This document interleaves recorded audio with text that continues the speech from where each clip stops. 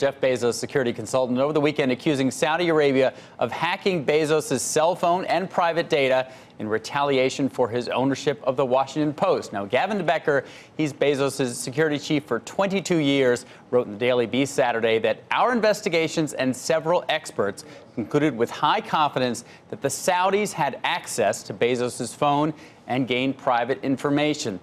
Now, he said the Saudis have been intent on harming Bezos because of the Post coverage of the murder of journalist Jamal Khashoggi.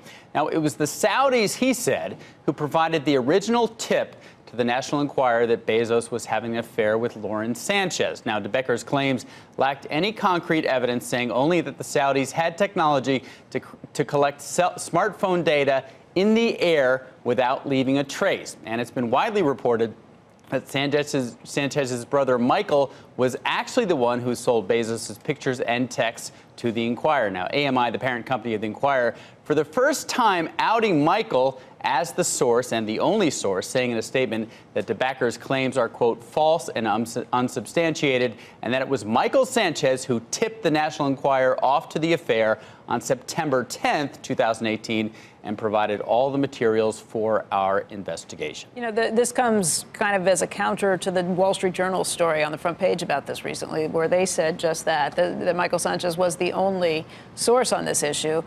De Becker in his piece yesterday really raised that issue, said, no, it was the National Enquirer that reached out to him. You're right, there wasn't any proof given of that, but you wonder if it's there. He also said he wouldn't say more and that he's turned this information over to national authorities. That's too. right. And it wasn't that he was saying that Michael Sanchez didn't sell the photos. No, he said he's the now estranged brother. He was saying that when Michael gave these texts to the Enquirer was already looking into the affair, and that there was another party, the Saudis, who provided that original tip. Then they went to Michael Sanchez. Then, so it didn't contradict the Journal story. Well, it did in some ways. In fact, he said Michael Sanchez never.